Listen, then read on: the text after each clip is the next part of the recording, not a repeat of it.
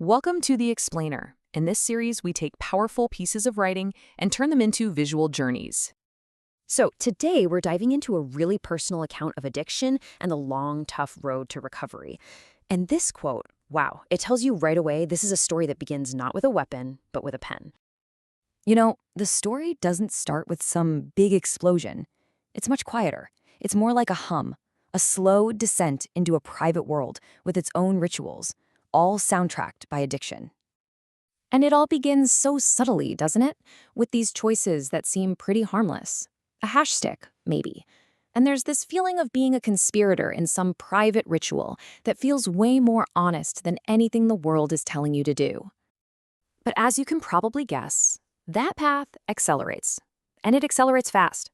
Those small, plausible beginnings, they give way to a rapid escalation, moving from one substance to the next, just searching for something.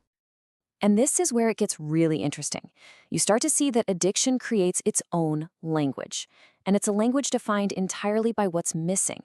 The story stops being about what's being taken, and it becomes all about the empty spaces left behind.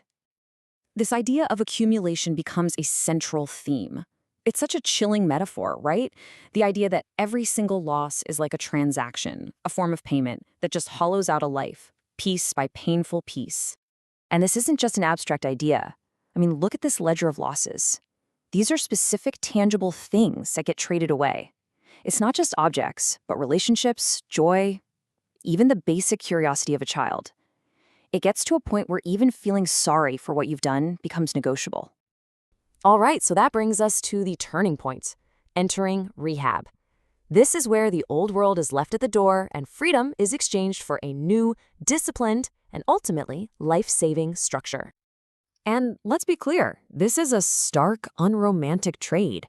There's no big triumph here. It's a practical economy of exchange. You're walking into a place that asks more of minutes than it does of miracles. Once inside, a mentor offers a new moral grammar. Just 3 rules. But their simplicity is, well, it's merciless. And it's what completely reorders the day and starts to rebuild a life from the ground up. It's like a salvage operation for the self. You see, recovery isn't just about avoiding substances. It's about learning to read your own internal weather patterns. HALT becomes this little catechism, a really practical tool to help you identify the storms before they hit. And the healing process? It's not some single dramatic revelation. No way. It's the slow, steady accumulation of small, honest acts. The unit of survival becomes the hour, and then the next hour, all built on these tiny little truths. So let's see how this new architecture lets the painstaking work of repair actually begin. This is about way more than just staying clean. It's about learning to stay present with yourself. And maybe the most difficult challenge of all is the mirror work.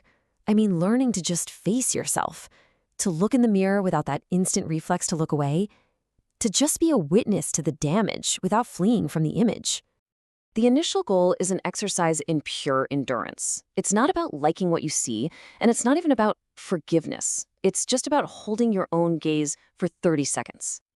And in that small victory, that almost microscopic win, you reconnect with a fundamental sense of self.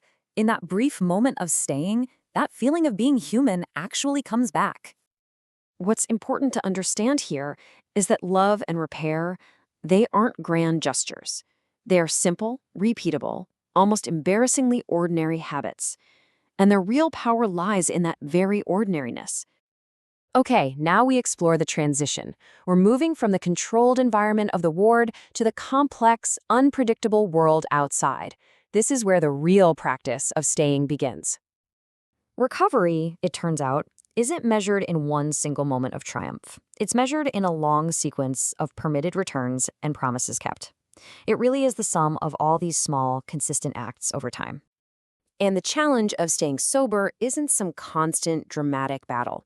It's much more subtle than that. It's a quiet negotiation with old comforts, familiar textures, and the quiet grammar of past impulses. This reveals a pretty hard truth. Recovery does not erase the past. That ledger of losses we talked about, it's still there.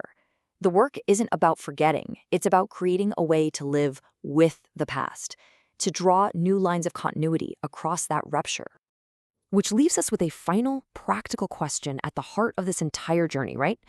If the ledger is permanent, what does it actually mean to build an available life? How do you do it? And the answer isn't a slogan. It's a verb, a simple, profound instruction. It's the movement that makes 1 minute follow another. It's a practice, a discipline, and a quiet, practical prayer for how to make your way into a life that can actually be lived.